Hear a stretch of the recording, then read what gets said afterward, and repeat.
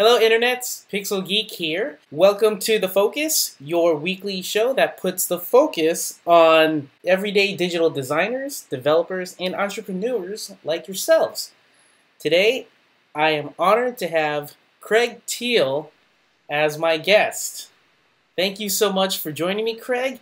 If you don't know who Craig is, he's a half brand, half digital designer. He has with him over 15 years experience in the industry and has been awarded over 18 Addy Awards.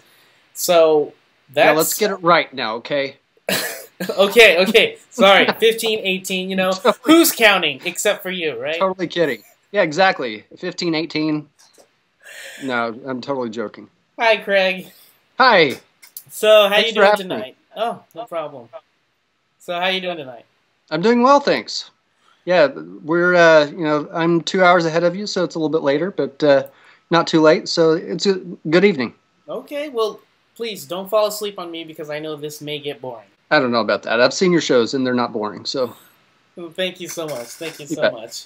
So, let's just jump right into it. Why a puma? Why a not puma? anything else? Right. Well, because that was the stock photo I found. You're like, large cat, ferocious, has a good angle. No, no one would know this except for people who know me very well, and really by very well I mean my family. That my initials actually spell out cat, so it's a little bit of an insider deal there, but I don't know, it just worked well. Ooh, Easter egg. Your career is not very long, but it seems like you've been through a lot. And a lot of people, including some of my subscribers, want to know more about you. And so one of my subscribers, Lance Bush, wants to know, what's your first design job and what were you feeling when you got it? Well, Lance, my first design job was actually way back in college. And by way back, I mean like 1997, somewhere around there. And I was working at a local music video store that had like multiple branch locations here in Oklahoma City and suburb area. I was just working retail there. I'm like, 20 years old or something at the time. Didn't have a lick of experience in design really beyond color by numbers, really. The general manager of all of the stores put out like this open request to employees because the guy that he had doing the in-store advertising was graduating college and I guess moving or whatever. And so he needed someone to fill that spot, and he thought he would give someone in-house a shot first. And so I thought, hey, truthfully, that would be way better than standing behind a counter all day. And plus, it sounds like a lot of fun. Maybe I'd be good at it. I don't know. So I told him, that I would be interested, and I kind of left it at that. I really didn't expect anything to come from it. And I don't know, a week or two later, I get a phone call while I'm at work because he was at a different location. And he said, hey, you want to do this thing? I'm like, heck yeah, I do. Let's do this. That sounds like a blast. And plus, I got to spend half my time doing that and the other half doing retail. And so, it's kind of a nice creative break, and that's kind of what got my feet wet in an actual professional setting, and so it was really purely coincidence, not something that I sought out or anything like that. After that, did you just go straight into trying to learn graphic design or go into interactive design? Like, what was your path beyond the record store? Right. So yeah, that, like I said, it kind of got my feet wet, and that really kind of gave me a good taste of what it would be like having a job like that. And I really enjoyed it. I did it for, I don't remember, maybe just short of a year or something like that. And so, yeah, I ended up switching majors because I was undeclared at first. And then, believe it or not, I was actually political science, and which is a drastic change. Yeah. Like no classes apply, one to the other. So, so yeah, I completely switched to graphic design. Still went to school here in Oklahoma City, but switched to a different school that was more geared towards that. And yeah, I completely fell in love with it. And this was like mid to late 90s. So internet as we know it today was literally in its infancy. Yeah, as far as the general public goes, at least. And so, I mean, design, whenever it came to the web, was like nothing. Yeah. Just go to the Wayback Machine and look at some of the animated big sites GIFs. Yeah, I mean, just awful. Bevel text everywhere. Yeah, back during like the construction worker days. Under construction. I'll confess, I had because I like dogs. I had the running Schnauzer dog as my horizontal rule on my GeoCities website. That's pretty awesome. So I know what you mean. Yeah. So yeah, it was a whole lot of terrible back then. And so yeah, really, my world consisted purely of traditional design. And yeah, I started working for a company doing magazine layout and advertising creative. And it was at that company that they had overflow work that they were like, hey, we do web also, and we need some help with this. And you do website design, right? And I'm like, I've dabbled in it like as a hobby. And, this is back during the table days of design, right? Yep. That's, and that's where we all start. The good old days. No. I kind of just had it thrust upon me, and oh my gosh, so like I did the design, and then another guy, super great guy, was the developer. He would do the cut up and slice and dice, and he hated me, I think, because I was this newbie, web designer, and I didn't have a clue what I was doing. I had no formal training, really had no coaching, or at least if I did, it was very, very minimal. Looking back in hindsight, I feel for the guy because I'm sure it was brutal, really, really brutal. In fact, he had a sit down talk with me one day. He pulled me into the conference room. Again, great guy. And he approached this in probably the best way possible. But he sits me down and he's like, we need to have a talk. Uh-oh. Yeah. We need to have a talk because what you're doing in Photoshop makes my job hell. And myself now having worked with people, even fairly recently that is really should classify themselves just print designers and really should have nothing to do with interactive or digital, whatever you want to call it. They really need to steer clear of that until they have a fundamental knowledge of web design. If you don't have at least a fundamental knowledge of CSS and HTML, you really have no business doing it.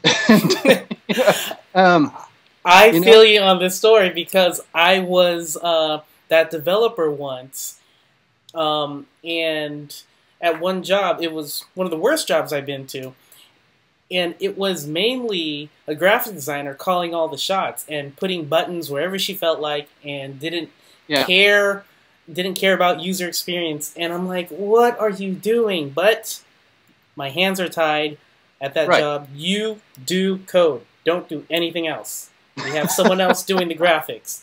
Don't say anything. Right.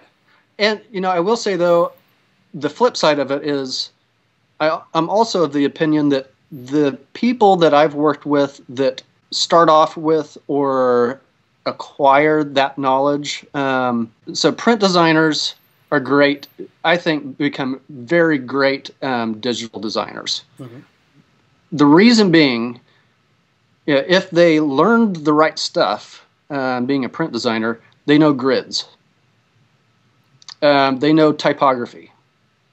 They know golden ratio, and they know, a lot, all of these things that are kind of fundamental to print design. I mean, magazines, newspapers, you name it, it's all in grid layout. And so it's just natural. And, it took a little while for the web to catch up, to that philosophy. And so, again, the print designers who learn, again, just a fundamental knowledge of CSS and HTML, I mean, that's the way to go. And I think it makes it, like the guy that I worked with, his job is so extremely difficult when creatives like us don't know that stuff. And they're just like, well, I'm just going to make things look pretty. And that's really not what a designer does, Our job is not to make things look pretty. When you left that job, did you think about this and did you apologize to him, or is this your way of apologizing now? My way of apologizing was to learn. While I worked with him, in fact, I busted my butt to try to, and I wasn't perfect, granted, and I wasn't awesome or great by any means, but that really made me put in a lot of effort to try to learn what it is I was designing for. How can an architect design a house if he doesn't know, the fundamentals of what he's building?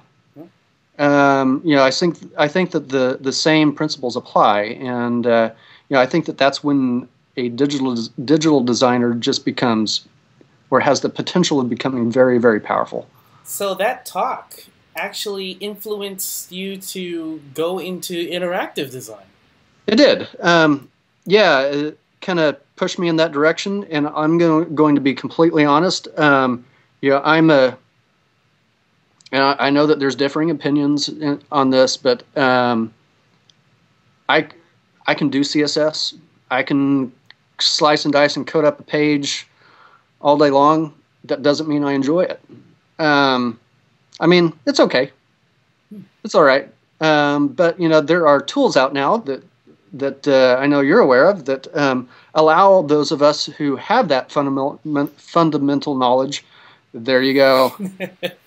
Exactly. To still work within those boundaries, but have part of that load taken off, and I think that that's really great. And I've been waiting for this day, honestly, ever since responsive design kind of started taking over everything.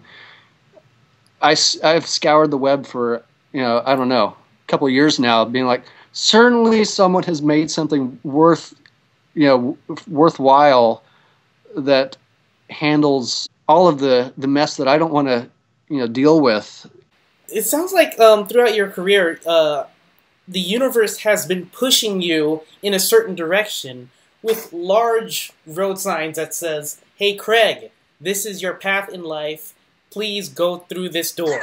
And then another door opens, because the first door, just to recap, your first door was a record store boss saying, "Hey, who wants to do graphic design?" And then your next one was a job saying, "Hey, who wants to be a junior web designer?" And then now you have a coworker who said, "Let's talk. You need to learn the real web, not this fancy print type of web. There's no such thing at that time." It sounds so amazing. It's like I don't know if you've heard of the movie called The Secret Life of Walter Mitty. Oh yeah. It's fantastic. Seriously, one of my favorite movies. Yeah, I just recently watched it, and if you guys out there watching, if you haven't seen that movie yet, do yourself a favor, rent it, buy it. I mean, it is so worth your time. If you're into type, if you're into photography, if you're into a really good story about achieving life goals and just seeing the world push you and going for it, it is so inspiring. So It go is. check it out. And there's a cheetah in it. Oh, yeah. Cheetah? Right? Snow leopard. No, leopard. Snow leopard. Snow leopard. The ghost. Hey, another, yeah, another big cat. Get your cats right. It's your initials. Right. Exactly. So yeah, definitely have had that push. Some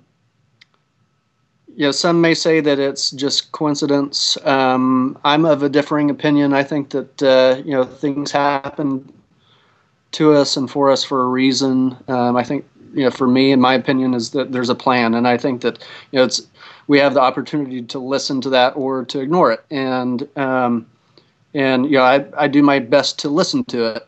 And so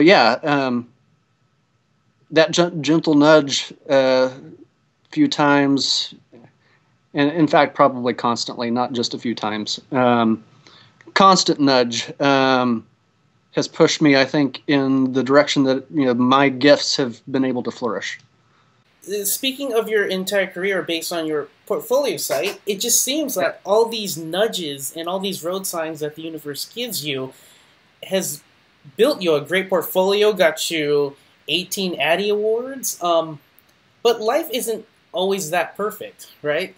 No. So can you share with us one or two stories of when it wasn't perfect and how you actually got out of the mud? Yeah, so definitely not perfect by any means. I've definitely had some really great highs and some really terrible lows. I guess one of those lows starts off with a high. Rewind the clock about 6-7 years ago, something like that. And the company that I was working for at the time was really struggling with the downturn of the economy. This was 2008, something like that. Economy was just pulling the company under. Everyone there knew it, that it was just a matter of time. And so there was 3 of us there that thought, let's see if we can do this on our own. And talk about crazy talk. Unemployment rates start going up. Economy just starts going, through the floor. I mean, thank goodness my wife loves me, because that's a lot of faith, in your spouse. But it was a little nerve-wracking. The 3 of us, we started, we bootstrapped it, started off in home office, tiny little, 300 square feet, something like that. We're shoulder to shoulder, but we were doing it our way, and that was a rush, thinking that we weren't bound by some dude standing behind us telling us to move something over a pixel. Oh man, because I've been there, and so we didn't have those constraints. Our only constraint was our own selves, and so boy, we really pushed it. We did it all ourselves, and within a matter of a year, a little over a year, we were stealing huge companies from billion-dollar agencies, which was just floored us. Floored me, at least. I sat down with one of them, our largest client at the time, who was literally a nationwide company, billion-dollar company. Multiple billions. They put all of their trust in us for interactive.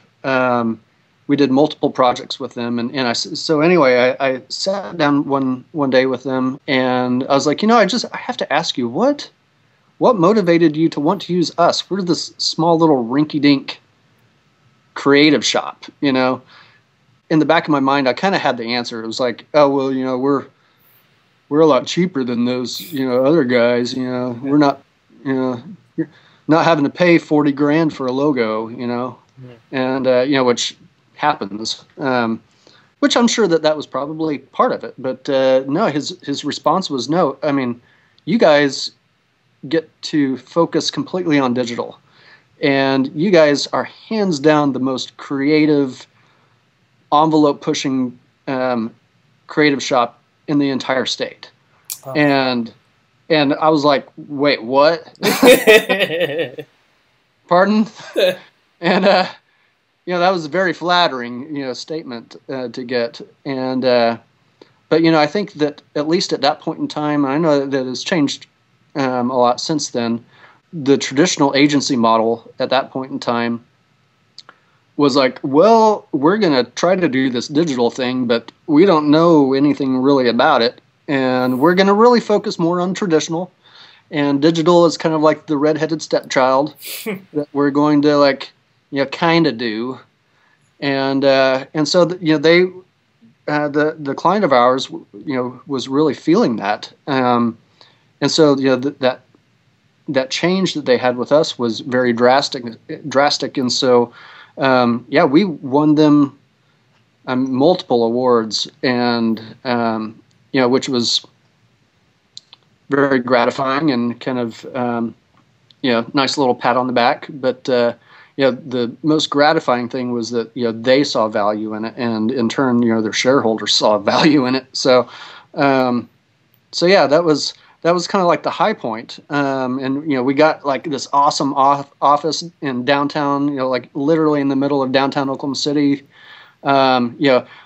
I remember being at the Apple store, getting like a replacement battery or something for my MacBook Pro, and paying with a company check. And the guy was like, "Hey, I've heard of that company." And what?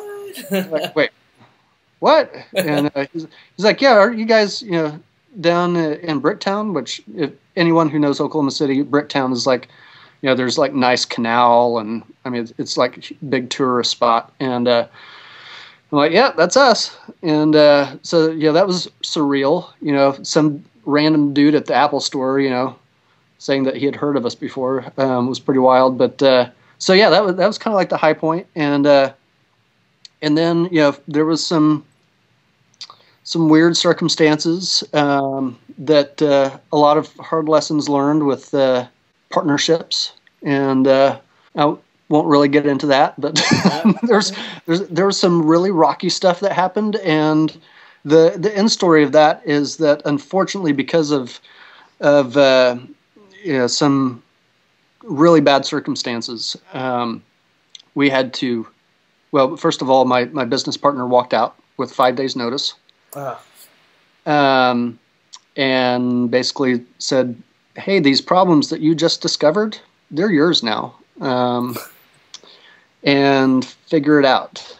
And it was literally one of those situations where like you go to bed one night thinking everything's great, and you wake up the next morning and it couldn't be farther from the truth. It was a very, very scary time. I mean, it was one of those moments, I guess, in my life that it was really hard to see the light at the end of the tunnel.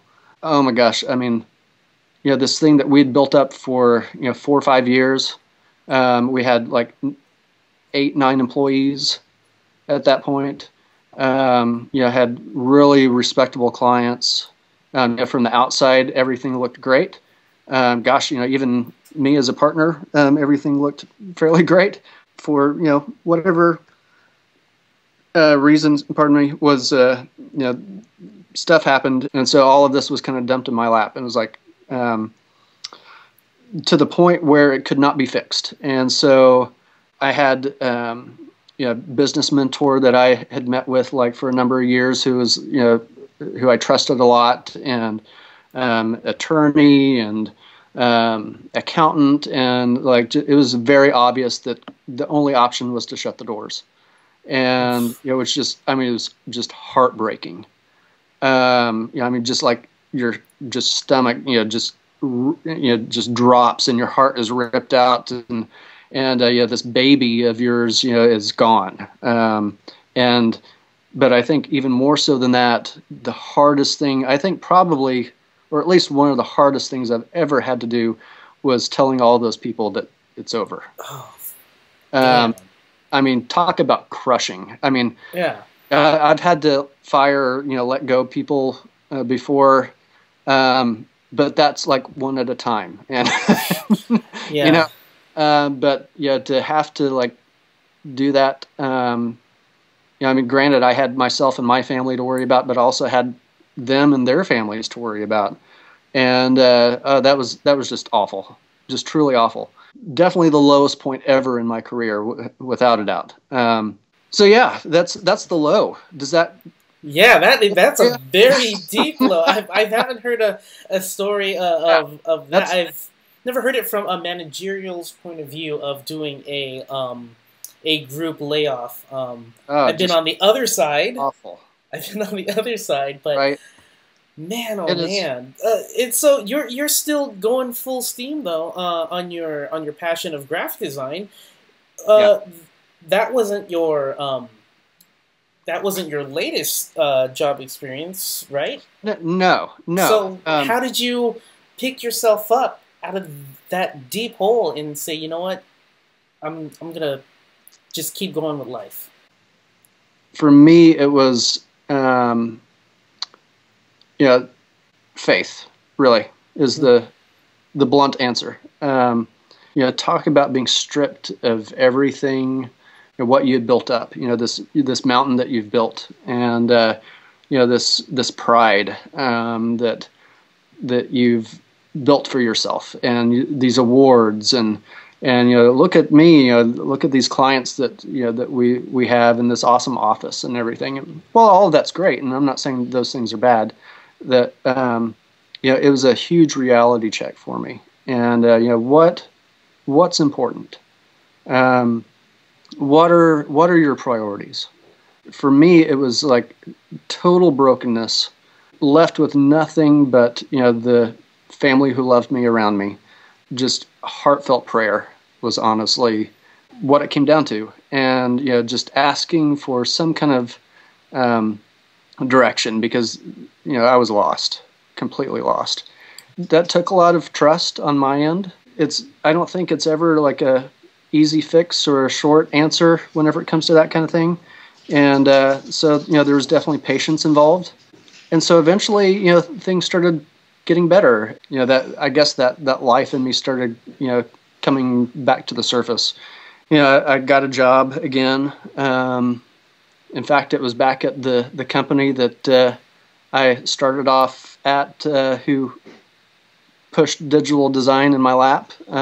Fortunately, I think that's another good lesson to learn is don't burn bridges. Leave on good terms. And fortunately, I did with that one. And they were quick to hire me back with a much different level of experience at that point. So yeah, that kind of helped me. I guess get some stability again. And once you are in an agency environment, and especially whenever you're doing it on your own, it's hard to be in an agency, at least for me, it's hard to be in an agency environment again where you're kind of like the low man on the totem pole. Yeah. Well, maybe not the low man, but there's definitely a whole different dynamic. Where you're not really calling most of the shots. Right. At least in my situation, there's a lot of stuff that I just couldn't control. I think that was part of it, and that's not to say that I don't like not being in complete control, but yeah, that was, I guess, just the situation that I was in where it was awkward. And so yeah, I thought in fact I had the owner, I don't know if he'd be pissed if I said this, but he kind of sat down with me one day. He was like, I just don't know if we're ever going to be the kind of company that you are wanting us to be. He had a certain way of doing things, and which is great. He's an awesome guy. Still respect him a lot today. And he's like, if you ever feel like this isn't enough for you, the reins aren't being let loose enough, then I'm telling you right now that you need to find something better. And like, wow, okay. At least he's being honest with you. Hey, yeah, exactly. And so eventually it got to the point after a while where I was like, kind of getting that itch again, doing it on my own, and kind of been doing freelance ever since then. And that's been like about a year and a half now.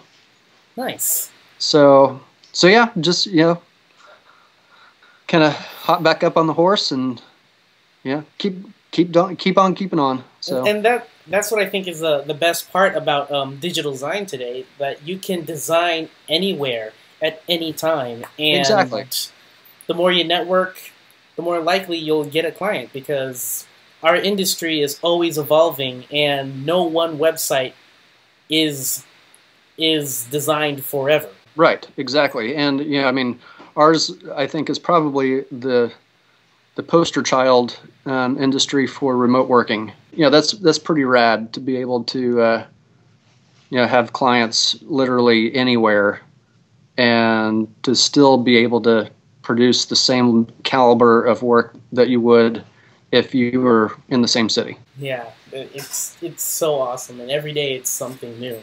Yeah. So now that we've gone through your career, I'm kind of interested. What is your end goal for your career? And what happens after you finally put down the keyboard and mouse? End goal, with how our industry changes, I mean, everything changes within a year, or less, depending on what year it is, I guess. That's a really tough answer for me, just because I don't know what the future holds. And in light of, what I've already told you about what's happened in the past, I think it's good to have, aspirations. I think it's good to have dreams. And I don't think saying, just think only about today and not think about the future. But, I think one thing that's so important for us probably in most of life is to live in the present, be present in the now. I could build up, myself, and what I do all over again, and it could all go away again. We just don't know those kind of things. So, I mean, I have my hopes. I'm not trying to be like Debbie Downer. You're being a realist, which is fine. Yeah. But honestly, my end goal is to just be happy. That's really what it comes down to. Whatever form that comes in, as long as I'm happy, I'm cool. That is really good to hear, man. When you put the keyboard and mouse down, when you finally retire out of this, what would you like to be doing? Like chilling in the island, or playing music with your family? I don't know if I'll ever retire from it. It's that ingrained into me, that much of a passion for me, that it'd be a real struggle to not do it anymore. Probably till the day I die. And again, I could prove myself wrong, but I don't see stopping anytime soon, or that is any so decades inspiring. soon. So yeah. So switching gears now. Yeah. What I like to always try to immerse myself in is websites or web apps or mobile apps that I've never seen before, so I can see their user experience. Is there any one website or app that you've recently seen that has a great user experience? Recently, besides yours. It's not like anything new per se, but Medium is. I've fallen in love with Medium, with their desktop experience as well as their mobile. I think it's a brilliant execution of what they're doing, and that article form of writing and just so much thought put into it, so much planning. I can't imagine how much time they put into planning. And I rave about the guys behind it, Lax, who they just do brilliant work. And if anyone out there is interested, check out their site and go to their case studies. Like all of their entire portfolio is just case studies, and they do some really awesome stuff. So, but Medium is by far a huge one. I've started getting into. In fact, I wrote some stuff down just so I wouldn't forget. Yeah, so I've been using Mailbox for iOS for quite a while, for mail, and they just recently released a desktop beta. Have you used it yet? Yes, I've been using it. Hold on. One thing I just want to mention. Yeah. I got it too, and then I got the beta coin. Yeah.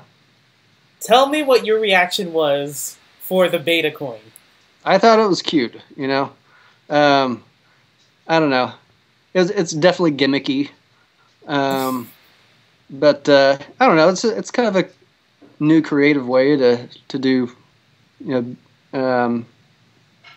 beta acceptance or whatever. I don't know what the formal term is, but I don't know. It's okay. I'm not like jazzed about it, but I'm not like that sucks. Maybe it just really tickled my funny bone, because when I dragged that coin into the bucket, I was like, "Oh my god, I actually feel good." It felt. Right. I don't know what happened, but that was pretty cute. That I can take an image into a thing. I don't know. It just tickled my funny bone. I'd be interested to reading up on the how they did that. Under the hood stuff. I'd be curious. More of the architecting of that, because I thought, I'll give it to him. That was pretty clever. Yeah, those are the two standouts for me.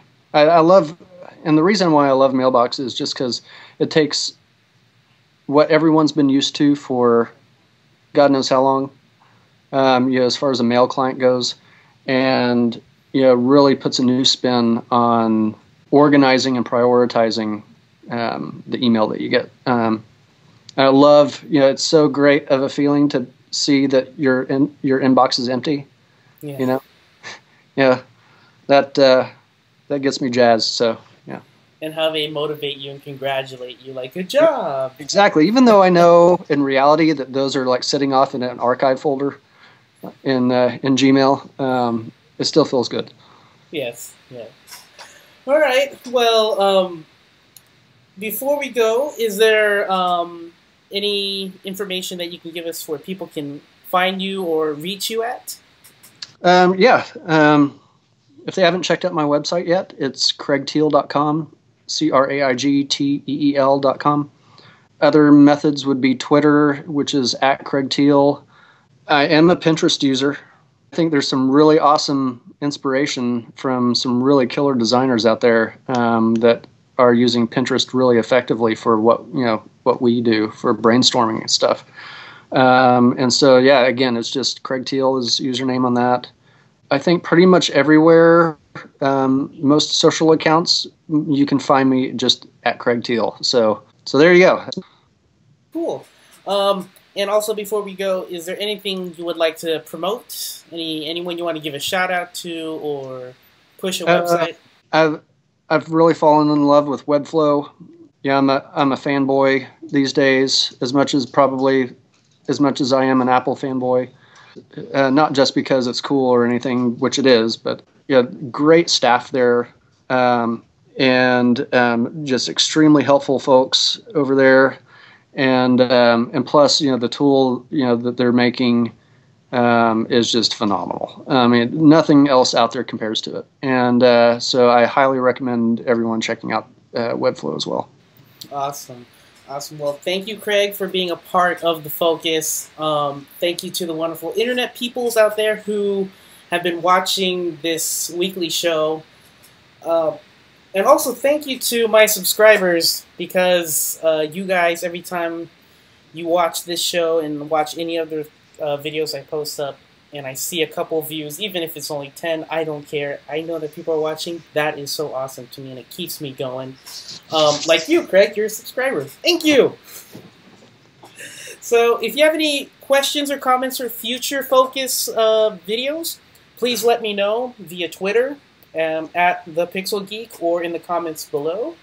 And until next week, thanks for watching. Bye, Craig. Bye-bye.